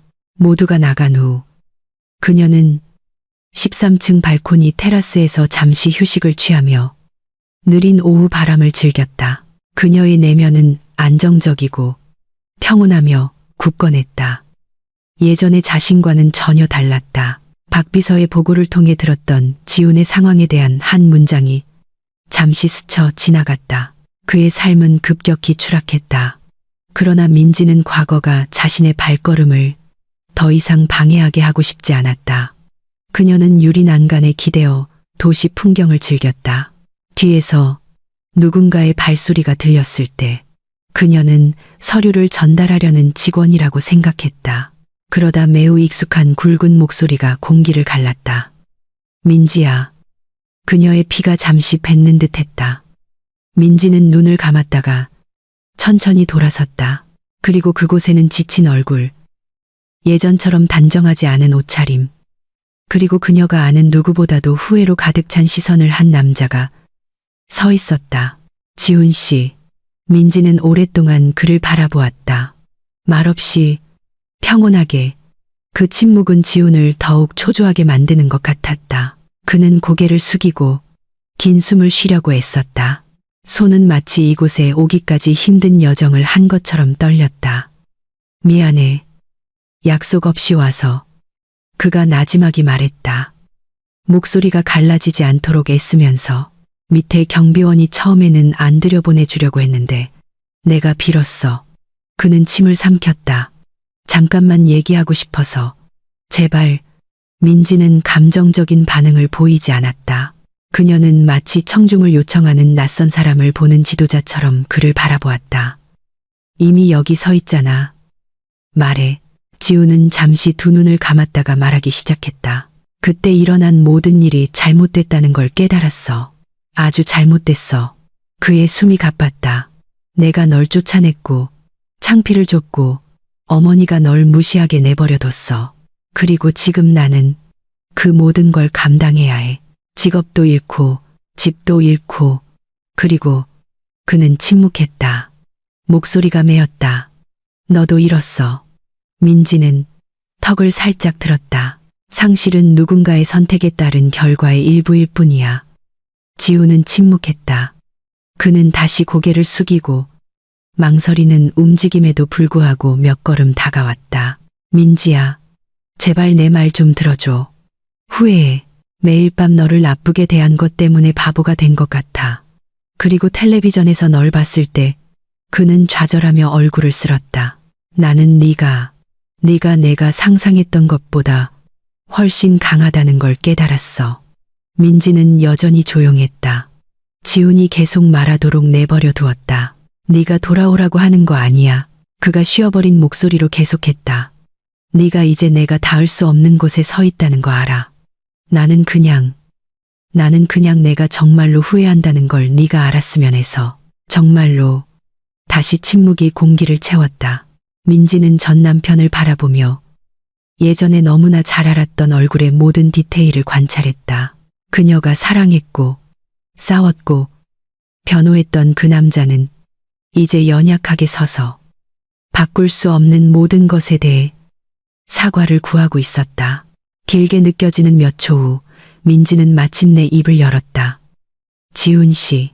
그녀가 나지막하지만 단호하게 말했다. 용서를 구하러 온 거야. 아니면 변명을 찾으러 온 거야. 지훈은 움찔했다. 나는 그냥 사과하고 싶어서.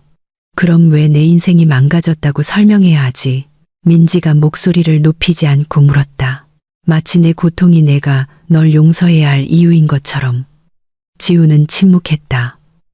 그의 미간이 찌푸려졌고 그 질문에 매우 충격받은 듯 보였다. 용서받고 싶다면. 민지가 계속했다. 너 자신에게 솔직해야 해. 넌 나를 상처 입힌 것 때문에 후회하는 게 아니야. 넌 지금 그 결과를 느끼고 있기 때문에 후회하는 거야. 지우는 입을 열었지만 아무 말도 나오지 않았다. 민지는 가까이 다가가 그의 바로 앞에 섰다. 그들의 눈이 마주쳤다. 처음으로 지우는 민지의 눈에 있던 오래된 폭풍이 꺼지고 그가 뚫을 수 없는 평온의 바다로 바뀐 것을 보았다. 예전에 민지가 부드럽게 말했다. 나는 네가 내 가치를 알아주기를 바랐어. 하지만 너는 눈을 감기로 선택했지. 지우는 더욱 깊이 고개를 숙였다. 이제 민지가 계속했다. 나는 너에게서 아무것도 필요 없어. 내 인정도, 내 후회도, 내 변명도. 내 인생은 이미 올바른 손, 내 자신의 손으로 되돌려놨어. 마침내 지훈의 뺨에 눈물이 흘렀다. 민지는 평온한 숨을 내쉬었다. 나는 널 용서해. 지훈 씨. 지훈은 놀라 그녀를 바로 쳐다보았다. 너 정말이야? 그래. 민지가 대답했다. 그녀의 목소리는 차가웠지만 우아했다.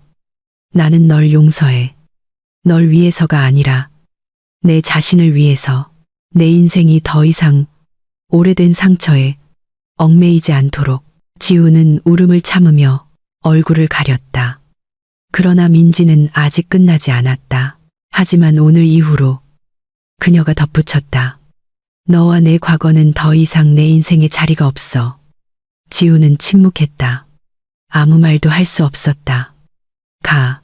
민지가 나지막하지만 확고하게 말했다. 내가 지금 하고 있는 것처럼 너 자신의 인생을 만들어. 오후 바람이 부드럽게 불었다. 마치 그 결정을 확인시켜주는 듯했다. 지우는 마침내 힘없이 고개를 끄덕였다. 고마워. 그리고 모든 것에 대해 미안해. 그는 무거운 발걸음으로 돌아서서 그 발코니를 떠났다. 그의 몸은 이전보다 더 작아 보였다. 민지는 그의 그림자가 사라질 때까지 그를 지켜보았다. 문이 닫히자 민지는 눈앞에 펼쳐진 대도시를 향해 돌아섰다. 그녀의 눈은 확고했고 숨은 평온했다. 복수심도 자신을 증명하려는 욕구도 없었다. 오직 자신의 과거와 화해한 한 여인의 평온만이 있었다. 한성그룹 건물 발코니에서 지훈과 만났던 기억이 민지의 머릿속을 잠시 스쳐 지나갔다. 그러나 그녀는 오래된 감정이 자신의 생각을 과도하게 채우도록 내버려 두지 않기로 했다. 그녀는 이미 그 장을 평온하게 닫았다. 남은 것은 과거의 부담 없이 삶을 계속할 공간뿐이었다. 한편 도시 외곽의 작은 월세방에서는 지훈이 낡은 의자에 멍한 표정으로 앉아 있었다. 그와 그의 어머니, 시어머니는 그곳에서 몇 주째 지내고 있었다. 예전 집은 실패한 사업빚과 일상생활비를 충당하기 위해 팔았다. 예전에는 항상 붐볐던 집은 이제 답답하고 억압적으로 느껴졌다. 숨이 막혔다. 시어머니는 그 좁은 공간을 서성였다. 그녀의 눈은 불안했다. 지훈아, 아까 TV에 나온 그 큰 건물에 있던 사람이 정말 민지가 맞니? 그녀의 목소리는 떨렸고 예전 같은 오만함은 없었다. 지훈은 두 손으로 얼굴을 가렸다. 네, 엄마, 민지 맞아요. 그의 목소리는 나지막하고 힘이 없었다. 걔는 이제 우리보다 훨씬 높은 곳에 있어요. 시어머니는 얼어붙었다.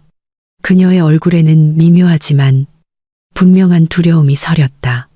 세상에, 그 여자, 엄마, 지훈이 말을 잘랐다. 그의 목소리 톤은 더 이상 화나지 않았지만 후회로 가득했다.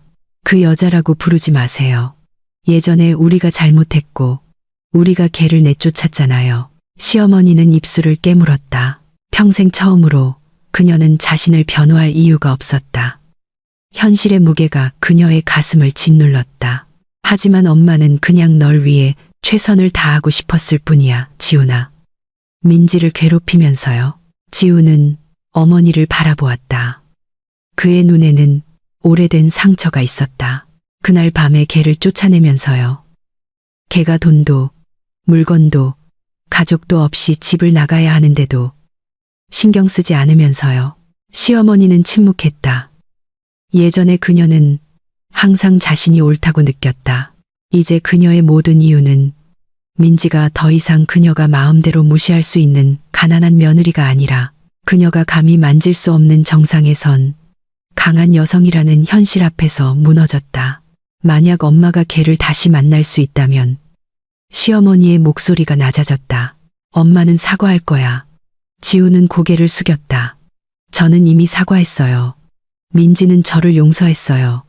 걔는 또 제 인생이 더 이상 걔 인생에 자리가 없다고도 했어요. 시어머니는 침을 삼켰다. 그래야 마땅하지. 한편 김 회장 저택에서는 민지가 유리 서재에 앉아 몇몇 서류에 서명하고 있었다. 끝난 후 그녀는 큰 창밖을 내다보았다. 서울의 밤은 빛으로 가득했고 마치 그녀의 삶이 이제 예전에 상상도 못했던 차원에 들어섰음을 상기시켜주는 것 같았다. 박 비서가 조용히 문을 두드리고 들어왔다. 내일 기자회견 준비는 모두 끝났습니다. 그가 간결하게 보고했다. 민지는 고개를 끄덕였지만 바로 말하지는 않았다. 그녀는 몇 초간의 침묵을 허락한 후 마침내 물었다. 지훈 씨와 그 어머니는 어떻게 지내요? 박 비서는 약간 망설이는 듯 했지만 솔직하게 대답했다. 상황이 꽤 어렵습니다. 재정적인 부담이 많지만 스스로를 바로잡으려고 노력하는 것 같습니다. 민지는 조용히 한숨을 쉬었다. 그들이 일어난 일에서 배우기를 바랍니다. 박 비서는 그녀를 바라보았다. 복수하고 싶지 않으십니까? 민지는 천천히 고개를 저었다. 무엇 때문에요? 그들의 삶이 이미 제가 할 수 있는 어떤 것보다 훨씬 더 가혹한 교훈을 주고 있는데요. 박 비서는 침묵했다. 그 평온함에 존경심을 느꼈다. 민지가 말하는 방식에는 이제 무언가 다른 것이 있었다. 성숙하고 너그러우며 현명했다. 더 이상 남편 가족의 학대에 의해 파괴된 여자가 아니라 진정으로 힘의 의미를 이해한 사람이었다. 며칠 후 전국 언론은 민지가 참석한 사회활동에 대한 대대적인 보도를 내보냈다. 그녀는 김 회장이 준 상속 재산의 일부를 사용하여 가정폭력을 겪는 여성을 위한 쉼터를 짓는 데 사용했다. 그녀의 얼굴은 우아하고 단호함으로 가득 찼지만 따뜻함도 있었다. 그들의 월세방에서 지훈과 시어머니는 조용히 그 방송을 지켜보았다. 둘 다 아무런 말도 하지 않았다. 민지는 짧은 인터뷰에서 말하고 있었다. 그녀의 목소리는 맑고 확고했다. 저는 한번 상처받은 사람이 다시 상처 주는 사람이 될 필요는 없다고 믿습니다. 오래된 상처는 복수의 이유가 아닙니다. 상처는 일어서야 할 이유입니다. 그 문장은 뭉툭한 칼이 서서히 뽑히는 것처럼 지훈의 심장을 찔렀다. 그는 눈이 뜨거워지는 것을 느꼈다. 우리가 한 짓을 겪고도 걔는 아직도 저렇게 말할 수 있구나. 그가 나지막이 중얼거렸다. 시어머니는 자신의 손을 움켜쥐었다. 손가락이 떨렸다. 처음으로 그녀는 자신에게 부끄러움을 느꼈다. 걔는 엄마가 생각했던 것보다 훨씬 더 좋은 여자였어. 네, 엄마, 지훈이 작은 목소리로 대답했다. 민지는 항상 그랬어요. 우리가 눈이 멀었을 뿐이죠. 화면에서 카메라는 평온하고 확신에 찬 민지의 얼굴을 포착했다. 복수심도 누구를 무너뜨리려는 욕구도 없었다. 남은 것은 새로운 삶을 만들고 다른 사람을 돕겠다는 결심뿐이었다. 동시에 그들이 깨닫지 못하는 사이에 그것이 민지가 지훈과 시어머니에게 준 가장 큰 인생 교훈이었다. 진정한 힘은 보복하는 것이 아니라 놓아줄 수 있는 능력이라는 것. 그리고 그것이 그들의 후회를 더욱 깊게 만들었다. 민지를 잃었기 때문이 아니라 이제 그들이 예전에 낮게 여겼던 한 여인의 마음이 얼마나 큰지 깨달았기 때문이었다. 서울의 아침 하늘이 유난히 맑을 때 민지는 한성타워 최고층 발코니에 섰다. 부드러운 바람이 그녀의 뺨을 스치며 바쁘지만 이제는 그녀에게 다르게 느껴지는 도시의 향기를 가져왔다. 더 평온하고 더 넓게, 마치 세상이 그녀의 숨을 위해 새로운 공간을 내어주는 것 같았다. 잠시 그녀는 눈을 감았다. 자신을 쓰러뜨렸다가 마침내 다시 일어서게 한 과거에 대한 짧은 성찰이 머릿속을 스쳐 지나갔다. 그날은 그녀가 공식적으로 한성그룹 최고 경영진을 이끄는 첫날이었다. 단순한 전략적 위치가 아니라 그녀를 형성한 모든 긴 여정의 상징이었다. 높은 건물들이 그녀 앞에 늘어서 있었지만 그 어느 것도 그녀를 더 이상 작게 만들지 않았다. 그녀는 예전에 그녀의 삶을 거의 무너뜨릴 뻔했던 폭풍을 이겨냈고 이제 그녀는 자신이 직접 만든 새로운 빛 가운데 굳건히 서 있었다. 민지는 넓은 사무실로 들어섰다. 내부는 현대적이고 우아했다. 유리벽은 도시의 전경을 보여주었고 검은 나무로 만든 큰 책상은 마치 그녀 삶의 새로운 기반을 상징하는 듯 굳건히 서 있었다. 아까 복도를 지날 때 몇몇 고위 직원들이 그녀에게 정중하게 인사했고 모두 진심 어린 존경의 눈빛으로 그녀를 바라보았다. 형식적인 인사가 아니었다.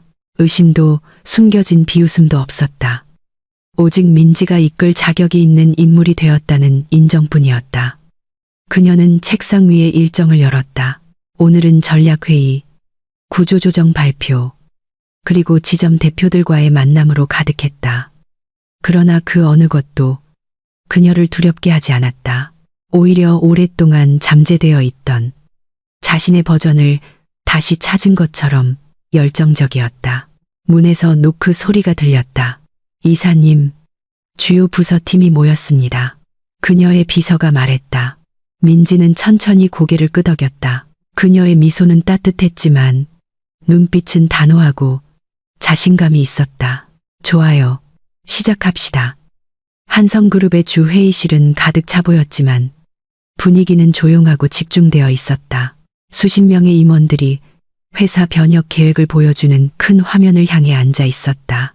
민지가 들어서자 모든 머리가 돌아섰다. 그 방을 변화시킨 것은 그녀의 상속녀라는 지위뿐만이 아니라 그곳에 있는 누구라도 미래의 방향을 이해하는 사람에게 이끌리고 있다는 확신을 갖게 하는 그녀의 강력한 리더십 아우라였다.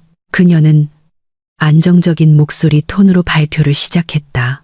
모든 단어는 절제되었고 모든 문장은 명확했다. 민지는 들리기 위해 목소리를 높일 필요가 없었다. 그녀의 카리스마가 저절로 작용했다. 우리는 지난 몇 달 동안 많은 큰 변화를 겪었습니다. 그녀가 말했다. 그리고 오늘 우리는 시스템을 재정비할 뿐만 아니라 우리가 앞으로 나아갈 방식도 재정비하고 있습니다. 저는 한성그룹이 재정적으로 강할 뿐만 아니라 많은 사람들에게 영향을 미치는 회사가 되기를 바랍니다. 보여주는 모든 슬라이드는 그녀의 생각이 얼마나 성숙했는지를 보여주었다. 그녀는 단순히 가족의 유산을 이어받는 것이 아니라 새로운 비전으로 그것을 혁신하고 있었다. 임원들은 여러 번 서로를 바라보며 현대적이면서도 현실적인 전략을 엮어내는 그녀의 능력에 감탄했다. 발표가 끝났을 때 방은 잠시 조용했다가 마침내 박수갈채로 가득 찼다. 의무도 형식도 아닌 존경의 표시였다. 오후에는 그녀의 리더십을 대중에게 공식적으로 소개하기 위해 개최된 대규모 기자회견에 참석했다. 카메라 불빛이 반짝이고 기자들은 마이크를 손에 들고 줄을 섰으며 큰 한성그룹 로고가 무대를 장식했다. 그러나 연단에 오르기 전에 민지는 천천히 숨을 들이쉬었다. 그녀는 예전에 얼마나 무시당하고 억압받고 무능하다고 여겨졌는지 기억했다. 이제 그 모든 것이 아주 멀게 느껴졌다. 그녀는 작게 미소 짓고는 평온하게 무대로 걸어나갔다. 그녀가 마이크 앞에 섰을 때 방은 즉시 조용해졌다. 저는 제가 상속녀로 태어났기 때문에 여기에 서 있는 것이 아닙니다. 그녀가 나지막하지만 힘있게 말했다. 그러나 저는 삶이 항상 우리를 시험할 것이라는 것을 배웠기 때문입니다. 가장 중요한 것은 우리가 어떻게 넘어지느냐가 아니라 우리가 어떻게 일어나서 계속 걷기로 선택하느냐입니다. 기자들은 온전히 집중하여 그녀를 바라보았다. 몇몇은 그녀의 말에 담긴 평온함과 성숙함에 감동한 듯 보였다. 저는 이 회사를 더 나은 미래로 이끌고 싶습니다. 우리 가족뿐만 아니라 노력의 가치와 포기하지 않는 용기를 믿는 모든 직원과 사회를 위해서입니다. 환영의 박수갈채가 울려 퍼졌다. 오랫동안 의미심장하게 울려 퍼졌다. 민지는 그것이 단순한 축하 인사가 아니라 그녀의 내적 여정에 대한 인정이라는 것을 알았다. 오후의 모든 일정이 끝난 후 민지는 다시 사무실 발코니로 돌아왔다. 태양이 지기 시작하며 하늘에 주황빛 노을을 남겼다. 그 순간 그녀는 말로 표현하기 어려운 평온함을 느꼈다. 상처와 배움에서 태어난 성숙함이었다. 그녀는 더 이상 누구에게도 아무것도 증명할 필요가 없다고 느꼈다. 그녀의 삶은 이제 복수가 아닌 목적, 과거가 아닌 미래에 관한 것이었다. 민지는 새로운 도전이 있을 것이라는 것을 알았지만 그녀는 이미 준비되어 있었다. 그녀는 자신이 누구인지, 자신의 강점이 무엇인지, 그리고 어디로 나아가고 싶은지 알게 되었다. 였지만 확신에 찬 미소를 지으며 그녀는 자신에게 속삭였다. 이것이 바로 내가 살았어야 할 삶의 시작이야. 그리고 아주 오랜만에 그녀의 마음은 진정으로 자유로워진 것을 느꼈다. 만약 여러분이 민지의 인생 여정을 좋아하셨다면 다음에 극적이고 의미 있는 이야기를 놓치지 않도록 좋아요, 댓글, 그리고 구독을 잊지 마세요. 여러분의 지원은 큰 의미가 있으며 이 이야기가 계속될 수 있게 만듭니다.